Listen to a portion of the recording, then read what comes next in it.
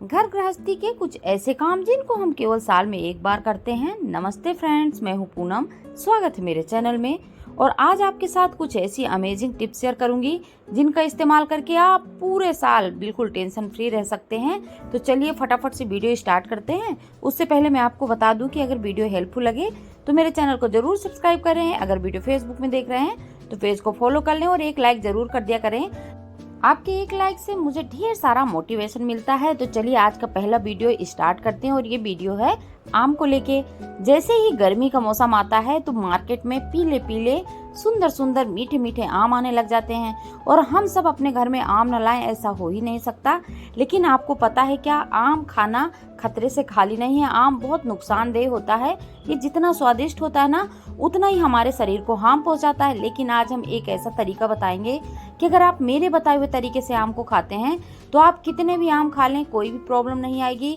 और वैसे आप सबने देखा होगा कि अगर आप लोग आम ज़्यादा खा लेते हैं तो दुनिया भर के फोड़े फुंसी पूरी स्किन में निकलने लग जाते हैं। तो इसलिए हम लोग ज़्यादा आम खा ही नहीं पाते। तो चलिए आज ये मेरा सीक्रेट तरीका है। जब भी आप आम लाते हैं तो आप केवल एक पानी से वॉश करते हैं और आम को एंजॉय करते हैं। इसलिए आम के मौसम में ज़्यादातर हर घर में बीमारियां हो जाती हैं, क्योंकि आम हमको फ़ायदा करने की जगह नुकसान बहुत ज़्यादा करता है। क्योंकि आम की तासीर गर्म होती है और ये फ्रूट केवल एक पानी से धोकर खाया जाने वाला नहीं है। इसलिए आप हमेशा आम लाने के बाद एक बड़े बर्तन में पानी लें और कम से कम 2.5 से 3 घंटे के लिए इस आम को पानी में डाल के रखें। जिससे क्या होगा, आम की तासीर ठंडी हो जाएगी। फिर जब आप इस आम को एंजॉय करेंगे ना तो आम बहुत ज़्यादा फायदा करेगा और आम खाने के बाद आपको कोई भी प्रॉब्लम आएगी ही नहीं। और मेरे घर में तो आम के बगीचे हैं। हमेशा जब इस तरह पके आम आते थे ना तो मेरे पापा एक बाल्टी में पानी डाल के कम से कम 3-4 घंटे के लिए आम को गलने देते थे। फिर हम सब लोग बैठ के आम को एंजॉय करते थे। होप करती हूँ छोटी सी टिप है लेकिन यूजफुल लगी हो। चलिए चलते हैं अगली टिप के साथ। और ये टिप है हमारी बहुत ही स्पेशल। अगर हम इस टिप का इस्तेमाल करते हैं तो आप पूरे साल टेंशन फ्री रह सकते हैं। और ये टिप है हमारी लहसुन को लेके। अभी देखिए मार्केट में नया लहसुन आ रहा है। लहसुन का सीजन आ गया और इस टाइम पे काफी सस्ते भाव में लहसुन मार्केट में मिल भी रहा है। तो आप इस टाइम पे लहसुन लेके स्टोर कर सकते हैं और ये 1 साल तक बिल्कुल भी खराब नहीं होता है। तो जब आप मार्केट से लहसुन लाएं तो लहसुन को हमेशा इस तरह से दबा के देख लें। लहसुन आसानी से टूटना नहीं चाहिए। अगर लहसुन आसानी से टूट गया ना तो उस लहसुन को ना लें, क्योंकि वो लहसुन अंदर से मरा हुआ होगा, खराब होगा। तो लहसुन की गांठ पूरी भरी हुई, भारी और एकदम बड़े बड़े दाने वाली होनी चाहिए, तभी वो लहसुन अच्छा होता है। तो ये हो गया लहसुन खरीदने का तरीका। अब हमको लहसुन स्टोर करना है। उसके लिए भी बहुत छोटी सी टिप है। जब भी आप लहसुन स्टोर करें तो हमेशा किसी कॉटन बैग में ही करें, या तो जूट की बोरी है तब तो सबसे बढ़िया। लेकिन आजकल जूट की बोरियां इतनी आसानी से नहीं मिलती। तो हम सबके घर में इस तरह के पिलो कवर होते हैं। तो आप पिलो कवर को डबल कर लें और उसमें लहसुन स्टोर करें। एक पिलो कवर में आराम से 6 से 7 केजी लहसुन आ जाता है। अगर पिलो कवर नहीं है तो इस तरह के कपड़े के बैग तो सबके घर में होते हैं। तो इनको 2 से 3 बैग इस तरह अंदर फोल्ड कर लें और फिर इसमें लहसुन स्टोर करें, जिससे कि लहसुन खराब नहीं होगा। बहुत सारे ऐसे कमेंट आते हैं कि हम लहसुन को फ्रिज में भी स्टोर कर सकते हैं। लेकिन आपको पता है क्या, फ्रिज में केवल 1 से 1.5 महीने तक ही हम लहसुन को स्टोर कर सकते हैं। उसके बाद लहसुन उगने लग जाता है। लेकिन अगर आप थोड़ा थोड़ा लहसुन ला रहे हैं और कहीं घूमने फिरने जा रहे हैं ना तो उस कंडीशन में 10 से 15 दिन के लिए, 1 महीने के लिए आराम से फ्रिज में भी लहसुन स्टोर हो जाता है। अब देखिए, अब हमको लहसुन स्टोर कैसे करना है। तो ये है लहसुन और हमको इस लहसुन की ये देखिए जड़ को जलाना है, जिससे कि लहसुन 1 साल तक बिल्कुल भी खराब नहीं होगा। और ये जड़ जलाना बहुत आसान है। हमको लेना है एक माचिस और ये देखिए मैंने एक माचिस ली है। माचिस को मैं जला लेती हूँ और इस तरह से। और अब हम ले लेंगे एक लहसुन की गांठ और ये देखिए लहसुन की गांठ में इस तरह की जड़ होती है। हमको इसको पूरी तरह से जला देना है।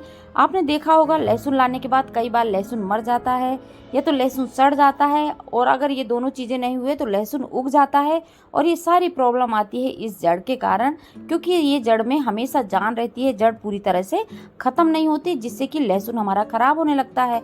अब देखिए हमको इतनी सारी लहसुन जलानी है, तो माचिस से जलाएंगे तो ये पूरी तीलियाँ वेस्ट हो जाएंगी। तो आपको एक बहुत ही सीक्रेट तरीका बताऊंगी। हमको लेना है इस तरह की कैंडल और बस एक माचिस की जरूरत पड़ेगी। हम इस तरह से इस कैंडल को जला लेते हैं और इस कैंडल से हम 4 से 5 केजी लहसुन आराम से जला के तैयार कर सकते हैं। तो ये देखिए बहुत आसान है। आपको इस तरह से कैंडल से लहसुन की जड़ जलाते जाना है। और जब भी आप लहसुन को इस तरह से जलाएं तो तुरंत स्टोर बिल्कुल भी ना करें। इसको एक बर्तन में रख दें, पूरे दिन के लिए आप छोड़ दें। और पूरे दिन के लिए नहीं छोड़ सकते तो कम से कम 5-6 घंटे के लिए तो अलग रख ही दें। जिससे क्या होगा, ये लहसुन पूरी तरह से ठंडी हो जाएगी। फिर आप जब किसी भी बर्तन में भर रहे हैं ना, तो कोई आग वगैरह लगने की टेंशन ही नहीं रहेगी। तो ये देखिए हमने ये लहसुन जला ली। इसी तरह मैं पूरी लहसुन जला के 1 साल के लिए स्टोर कर लेती हूँ और मेरी लहसुन 1 साल से भी ज़्यादा टाइम के लिए आराम से चलती है। बस आपको एक चीज़ ध्यान रखना है, जब आप मार्केट से लहसुन लाएं उस टाइम पे आपको खराब लहसुन बिल्कुल भी नहीं लानी।